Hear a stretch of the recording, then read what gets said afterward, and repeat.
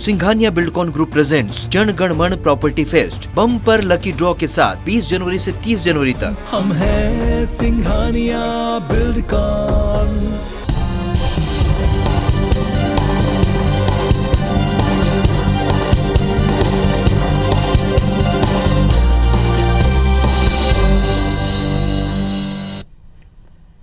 नमस्कार, बहुत स्वागत है आप सबका। मैं हूं पुनीत पाठक और आप देख रहे हैं मध्य प्रदेश की बात। आने वाले महीने में फरवरी मार्च में शिवराज सरकार साल 2022-23 का बजट पेश करने वाली है। ये बजट इसलिए खास और अहम है क्योंकि इसके बाद अगले वर्ष विधानसभा के चुनाव है। सरकार का प्रयास होगा कि बजट के जरिए हर वर्ग को साधें, हर वर्ग की जरूरत को पूरा करें और उस दिशा में सरकार सतत प्रयासरत भी है। जनता के साथ साथ अब की बार सभी बीजेपी विधायकों से बजट के लिए सुझाव मांगा गया ताकि उनके इलाके का कोई कार्य छूटे नहीं। हालांकि विपक्षी विधायकों ने अपने से राय न लिए जाने को लेकर साथ सौतेलापन बताया और इसके बाद आरोप लगाते हुए दोनों पक्ष एक दूसरे पर कुछ टिप्पणियां करते नजर आए। सारी टिप्पणियों को सुनेंगे, इन पर बात भी करेंगे। पहले आपको एक रिपोर्ट दिखाते हैं।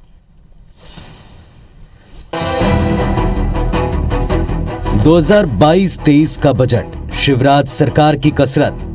बजट तैयार करने बीजेपी विधायक देंगे सुझाव। कांग्रेस ने साधा निशाना, कहा हमारे साथ भेदभाव। मध्य प्रदेश की शिवराज सरकार आगामी फरवरी मार्च में साल 2022-23 के लिए बजट पेश करेगी। वित्त विभाग में इसकी तैयारियां शुरू हो चुकी हैं, तो दूसरी ओर मुख्यमंत्री शिवराज सिंह चौहान ने 1 फरवरी को इसके लिए बीजेपी विधायक दल की बैठक बुलाई है, जिसमें बजट को लेकर सभी विधायकों से सुझाव मांगे जाएंगे। शिवराज सरकार की इस कसरत पर कांग्रेस ने ऐतराज जताया। कांग्रेस नेताओं ने आरोप लगाते हुए कहा कि बजट के लिए सरकार केवल बीजेपी विधायकों को फोन कर डीपीआर मांग रही है, जो कि संविधान के खिलाफ है। बड़ी शर्म की बात है कि कांग्रेस के विधायकों को न पूछा गया न उनसे लिए गए, जबकि वो विधायक भी जनता का प्रतिनिधित्व करते हैं, आधी आबादी का प्रतिनिधित्व करते हैं। तो यह तो वहाँ के मतदाताओं का भी अपमान है और भारतीय जनता पार्टी जो है प्रदेश को 2 भागों में बांट रही है और राजनीतिक दलीय आधार पर बांट रही है। पूरी तरह से गलत है। एक गलत परंपरा को भाजपा सरकार जन्म दे रही है। बजट पर बीजेपी विधायकों से मांगे गए सुझाव को लेकर विपक्ष शिवराज सरकार पर भेदभाव के आरोप लगा रही है। इधर इस पर बीजेपी का तर्क है कि मुख्यमंत्री ने आम जनता से भी सुझाव मांगे हैं। कांग्रेस विधायक चाहें तो सीएम सचिवालय में अपने सुझाव पहुंचा सकते हैं। भेदभाव के आरोप गलत हैं। कांग्रेस का कहना है कि सिर्फ बीजेपी विधायकों से सुझाव मांगे जा रहे हैं। सबसे मांगते हैं भाई, वो दे देना, कौन रोक रहा है उनको। भाजपा के विधायक हैं, रीति नीति भाजपा की। हमारा संकल्प जो जनता को कल्याणकारी योजनाएं देने का है, विकास करने का है, तो उन भाजपा के मित्रों से अगर सुझाव पूछ लिया तो कोई अपराध कर दिया क्या? और आपको किसने रोका सुझाव देने से? आप सुझाव दीजिए, सरकार माने ना माने सरकार का अधिकार क्षेत्र का विषय है। हम तो आम जनता से, एक्सपर्ट्स से, तमाम प्रकार के अलग अलग विधा के जानकारों हैं, उनसे भी माननीय मुख्यमंत्री जी के ऑफिस ने सुझाव मांगे हैं। जाहिर तौर पर प्रदेश में अगले साल विधानसभा चुनाव होने, लिहाजा सरकार की कोशिश है कि बजट तैयार होने के बाद पार्टी के विधायकों की नाराजगी न झेलनी पड़े, इसीलिए उनसे सुझाव आमंत्रित किए हैं। दूसरी ओर कांग्रेस को लगता है कि अगर उनके क्षेत्र में काम न हुए तो जनता की नाराजगी का खामियाजा उनको भुगतना पड़ेगा। ऐसे में कांग्रेस शिवराज सरकार पर भेदभाव करने का आरोप लगा रही है।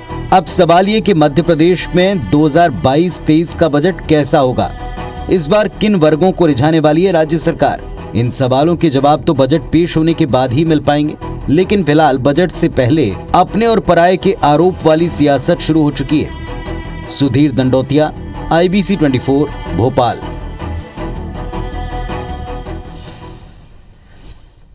तो बजट बनाने के पहले सरकार सुझाव लेती है, अलग अलग वर्गों से लेती है और साथ ही साथ उन्होंने एक्सपर्ट के साथ बातचीत करने के अलावा अब की बार अपनी पार्टी के यानी सत्ता पक्ष के विधायकों से पूछा है कि उनके क्षेत्र में किस तरह के कार्य चाहिए और उस सुझाव के आधार पर वो आगे योजनाओं को अलॉटमेंट के तौर पर बजट में प्रावधान कर सकते हैं।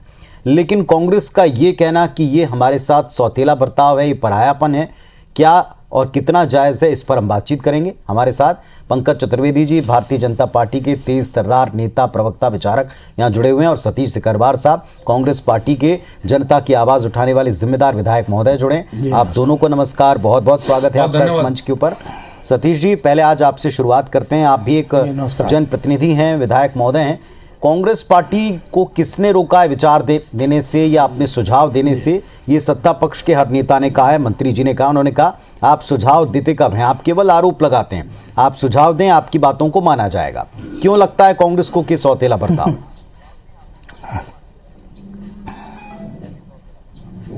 नहीं, कांग्रेस को इसलिए लगता है सौतेला व्यवहार, और कांग्रेस क्या भारतीय जनता पार्टी में के सांसद गुना शिवरी के सांसद रो रहे हैं, उनको सरकार के जो कार्यक्रम है, सरकारी कार्यक्रम, उनको नहीं बुलाया जा रहा, उनको जो भूमि पूजन हो रहे हैं, लोकार्पण हो रहे हैं, उनको नहीं बुलाया जा रहा। तो विपक्ष की तो अहमियत ही क्या है? विपक्ष के विधायकों के साथ तो सौतेला व्यवहार हो ही रहा है। और जिस प्रकार माननीय मुख्यमंत्री भारतीय जनता पार्टी के मुख्यमंत्री नहीं है, वो मध्य प्रदेश के मुख्यमंत्री हैं। मध्य प्रदेश की जनता के, चाहे वो कांग्रेस की विचारधारा के हों, चाहे वो कांग्रेसी किसी भी विचारधारा के हों, सबके मुख्यमंत्री हैं। और मुख्यमंत्री होने का नाते उनका फर्ज ये बनता है कि सभी जनप्रतिनिधियों सभी से सुझाव मांगते कि उनके क्षेत्र में कौन कौन से मूल कार्य जो होने हैं, आवश्यक कार्य हैं। केवल वो भारतीय जनता पार्टी के विधायकों से सुझाव मांग रहे हैं, वो केवल अपने आप को भारतीय जनता पार्टी तक सीमित करना चाहते हैं। वो भारतीय जनता पार्टी के प्रदेश अध्यक्ष नहीं है, वो मध्य प्रदेश के मुख्यमंत्री है, हम सब के मुख्यमंत्री हैं। और इसलिए उनको सबसे विचार विमर्श करना चाहिए, सबसे सुझाव लेना चाहिए। और जब सुझाव सरकार मांगती है, जब सुझाव दिए जाएं, तो उन सुझावों पर अमल होता है। हम अपनी तरफ से कुछ भी रोज के हम तो मांग करते ही हैं, हम तो रोज सुझाव देते ही हैं, लेकिन हमारे सुझावों पर अमल नहीं होता। विपक्ष के विधायक, विपक्ष के जनप्रतिनिधि जितने भी हैं, वो तो ऐसा कोई दिन नहीं है कोई ना कोई मामले को लेकर सुझाव न देता हो, कोई ना कोई मांग न रखते हो।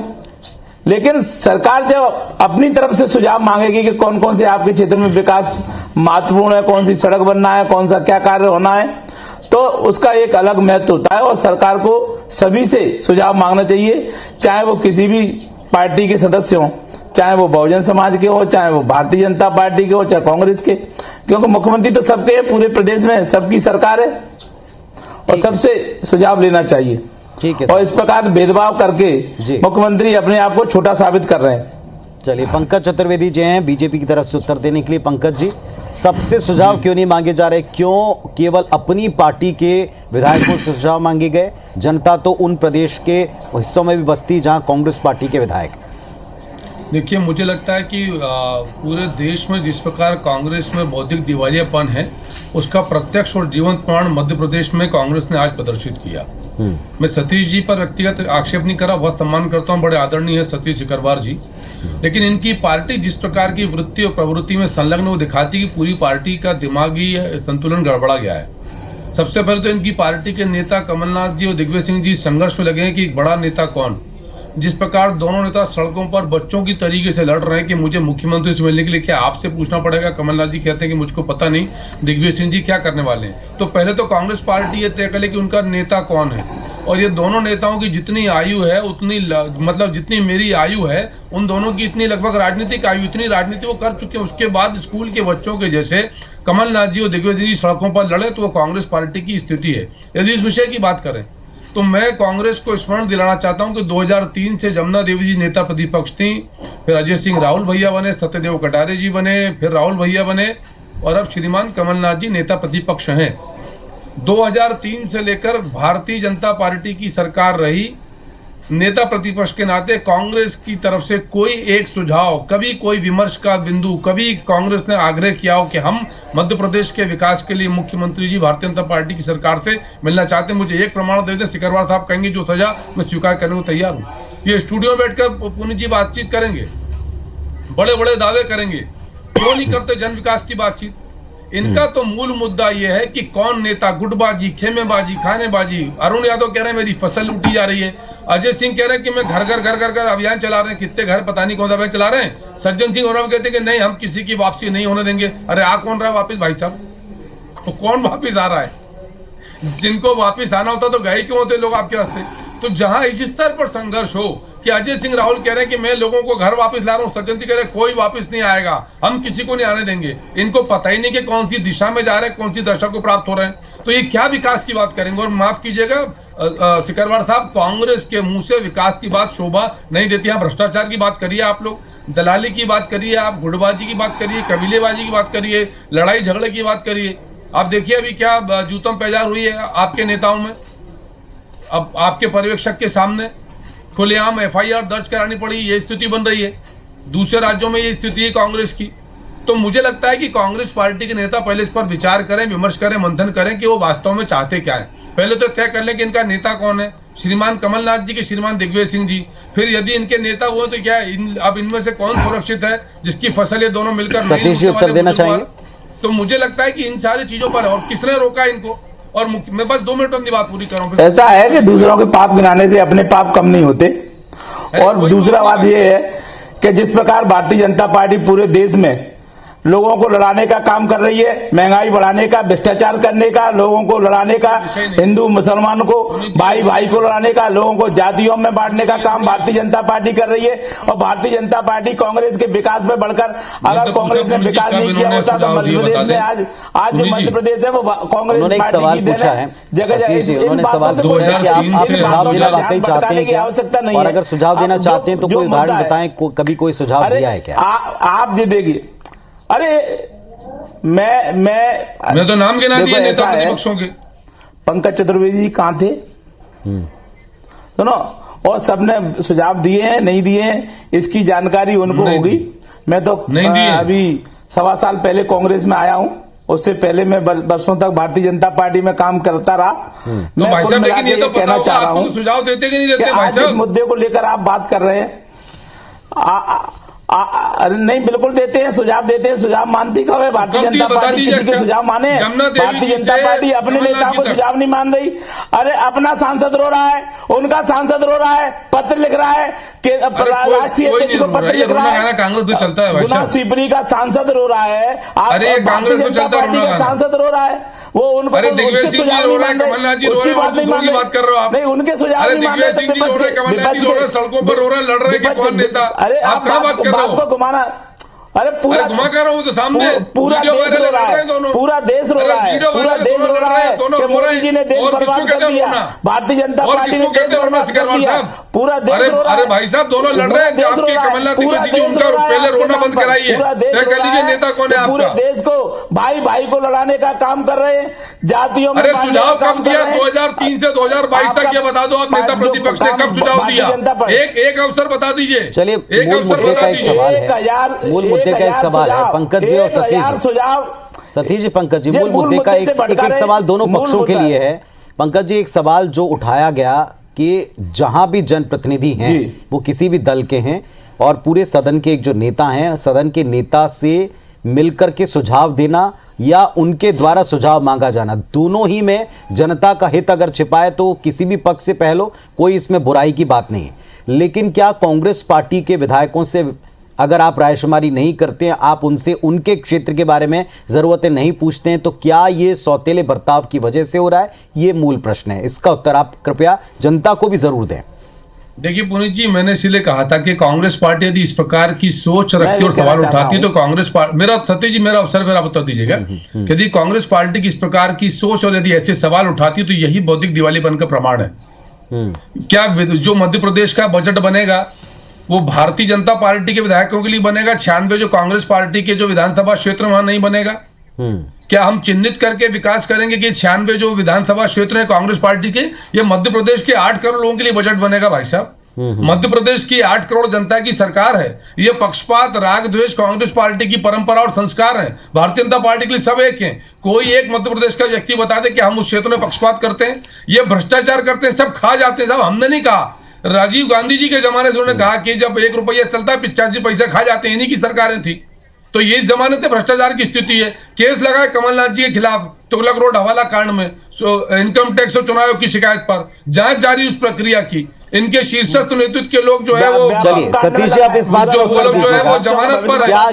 क्या प्रदेश की सरकार ऐसा कर सकती है कि बजट में किसी एक इलाके के लोगों के लिए अलॉटमेंट हो, बाकी जगह के लिए ना हो? और दूसरी बात ये कि अगर आपको वास्तव में सुझाव देना और ये परंपरा चलती रही है तो कोई उदाहरण आप देना चाहेंगे? जो एक चैलेंज दिया गया है उसका भी उत्तर, दोनों बातों का उत्तर दीजिएगा। ये तो बजट से पहले बीजेपी के विधायकों से सुझाव मांगे गए हैं, लेकिन कांग्रेस के विधायकों से नहीं। कांग्रेस के विधायक कहते हैं कि ये उनके साथ में एक अन्याय है, सौतेला बर्ताव है, ऐसा क्यों किया, और ये सरकार के ऊपर आरोप लगा रहे हैं। सत्ता पक्ष कहता है सुझाव देने से आपको किसने रोका है, लेकिन केवल आरोप की सियासत ना करें। सतीश सिकरवार साहब, उन्होंने बताया कि बजट पूरे प्रदेश का बनता है, पूरे प्रदेश के हर हिस्से का बनता है। उसमें मध्य प्रदेश में जितनी भी विधानसभा क्षेत्र आते हैं उसमें कांग्रेस बीजेपी के देखकर वो बजट लागू नहीं होता। सुझाव देने के लिए किसी ने रोका नहीं। पहले इतिहास बता दें कब किसने सुझाव दिया। अब अपनी बात आप अच्छी तरह से रखें और इसी विषय पर रखें। हाँ, मैं विषय पे बोलना चाहता हूं जी। ऐसा है, सभी को मालूम है, सभी को जानकारी है कि जो बजट होता है, प्रदेश का बजट पूरे प्रदेश के लिए हो जाता है और केंद्र का जो बजट होता है पूरे देश के लिए होता है। इसमें कोई नई बात नहीं है, कोई किसी को समझाने की आवश्यकता नहीं है। लेकिन अगर माननीय बीडी शर्मा जी भारतीय जनता पार्टी के प्रदेश अध्यक्ष हैं, वो भारतीय जनता पार्टी के विधायकों से सुझाव मांगते कि आपके क्षेत्र में क्या विकास कार्य होने हैं, तो वो भारतीय जनता पार्टी के प्रदेश अध्यक्ष हैं, वो उनसे मांग सकते हैं और उनसे ले सकते हैं। वो कांग्रेसियों के लिए मांगने के लिए न तो वो बाध्य हैं, न कांग्रेस से वो मांगेंगे। लेकिन मुख्यमंत्री के लिए सभी विधायक समान है, चाहे वो सत्ता पक्ष के हों चाहे विपक्ष के हों। मुख्यमंत्री जी अगर सुझाव मांगते हैं, सरकार सुझाव मांगती है, बात सरकार की हो रही है, तो सरकार को तो सबको समान रूप से सबसे सुझाव मांगना चाहिए। मध्य प्रदेश में 230 विधायक हैं तो 230 से सुझाव मांगना चाहिए और 230 सुझावों के आपके क्षेत्र में कौन कौन से मुख्य कार्य हैं, कौन कौन से मूलभूत सुविधाओं के कार्य हैं, वो होने अत्यंत आवश्यक हैं, तो वो सबसे मांगना चाहिए। और भारतीय जनता पार्टी के प्रदेश अध्यक्ष के रूप में अगर बीडी शर्मा जी मांगते हैं तो केवल वो भाजपा के विधायकों से मांगे, तो उसमें किसी को कोई आपत्ति नहीं, क्योंकि उनके विधायक हैं, उनकी पार्टी के मुखिया मांग रहे हैं। तो कुल मिला के बात ये हो रही है। और आप अगर सुझाव मुख्यमंत्री जी मांग रहे हैं, सरकार मांग रही है, सरकार में बैठे लोग मांग रहे हैं, तो फिर सबसे मांगना चाहिए, मेरा मानना ये है। और अगर आप इस प्रकार सबसे सुझाव नहीं ले रहे, विपक्ष और पक्ष इसमें कर रहे हैं, तो ये दूसरे के साथ भेदभाव है।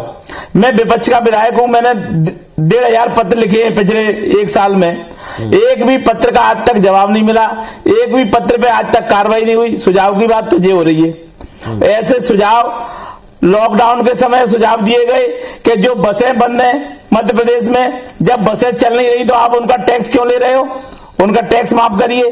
तमाम सुझाव हमने दिए, तमाम विपक्ष के लोगों ने सुझाव दिए। क्या सरकार ने भी सुझाव माने? ये कह रहे हैं सुझाव नहीं दिए। हमने 1000 सुझाव दिए, 1000 सुझाव में से एक भी सुझाव मध्य प्रदेश की सरकार ने नहीं मांगे। चलो वो तो अलग बात हो गई, लेकिन अभी जो बात हो रही है बजट पे हो रही है। बजट सबका है, नहीं बजट सबका है। और इसमें अगर मुख्यमंत्री जी कोई मांग कर रहे हैं, मुख्यमंत्री जी अगर सलाह ले रहे हैं या मुख्यमंत्री जी किसी से सुझाव मांग रहे हैं तो सभी से मांगना चाहिए। मैं आपसे कहना चाहता हूं मुख्यमंत्री जी, प्रदेश के मुख्यमंत्री हैं, सबके मुख्यमंत्री हैं, और जितने भी मध्य प्रदेश के साथ। सिकरवार जी को स्मरण दिला दूं कि सिकरवार जी का जो सुझाव था बस ऑपरेटरों का टैक्स माफ करने का, वो सरकार ने माना और पूरे मध्य प्रदेश में कांग्रेस विधायकों के क्षेत्र में भी बस ऑपरेटरों का टैक्स माफ हुआ है। और सिकरवार साहब थोड़ी सी सद्बुद्धि दिलवाइए कांग्रेस पार्टी को, आप तो विद्वान व्यक्ति हैं, कि यदि किसी क्षेत्र में कोई योजना परियोजना बनती है तो क्षेत्र को चिन्हित करके नहीं बनती। यदि आपके क्षेत्र में कोई सड़क बनेगी तो काट नहीं दी जाएगी कि सतीश सिकरवार का क्षेत्र है। आपके क्षेत्र में कोई बिजली परियोजना आएगी तो उसका लाभ आपके क्षेत्र को भी मिलेगा।